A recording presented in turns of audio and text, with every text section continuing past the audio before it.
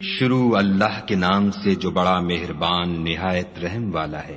ناپ اور تول میں کمی کرنے والوں کے لیے خرابی ہے، جو لوگوں سے ناپ کر لیں تو پورا لیں، اور جب ان کو ناپ کر یا تول کر دیں تو کم دیں۔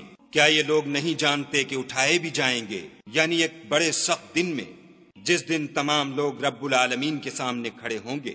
سن رکھو کہ بدکاروں کے اعمال سجین میں ہیں، اور تم کیا جانتے ہو کہ سجین کیا چیز ہے؟ ایک دفتر ہے لکھا ہوا۔ اس دن جھٹلانے والوں کی خرابی ہے، یعنی جو انصاف کے دن کو جھٹلاتے ہیں، اور اس کو جھٹلاتا وہی ہے جو حد سے نکل جانے والا گناہ گار ہے۔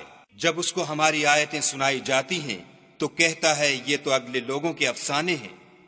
دیکھو یہ جو اعمال بد کرتے ہیں ان کا ان کے دلوں پر زنگ بیٹھ گیا ہے۔ بے شک یہ لوگ اس روز اپنے پروردگار کے دیدار سے اوٹ میں ہوں گے، پھر دوزخ میں جا داخل ہوں گے۔ پھر ان سے کہا جائے گا یہ وہی چیز ہے جس کو تم جھٹلاتے تھے۔ یہ بھی سن رکھو کہ نیکوکاروں کے اعمال علیین میں ہیں، اور تم کو کیا معلوم کہ علیین کیا چیز ہے؟ ایک دفتر ہے لکھا ہوا جس کے پاس مقرب فرشتے حاضر رہتے ہیں۔ بے شک نیک لوگ چین میں ہوں گے، تختوں پر بیٹھے ہوئے نظارے کریں گے۔ تم ان کے چہروں ہی سے راحت کی تازگی معلوم کر لوگے۔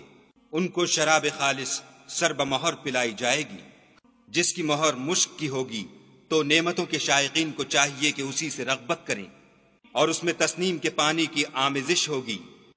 وہ ایک چشمہ ہے جس میں سے خدا کے مقرب پئیں گے۔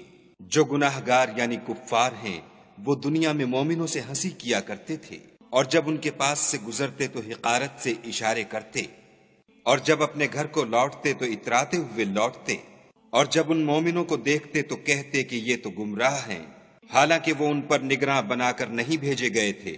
تو آج مومن کافروں سے ہنسی کریں گے، اور تختوں پر بیٹھے ہوئے ان کا حال دیکھ رہے ہوں گے، تو کافروں کو ان کے عملوں کا پورا بدلہ مل گیا۔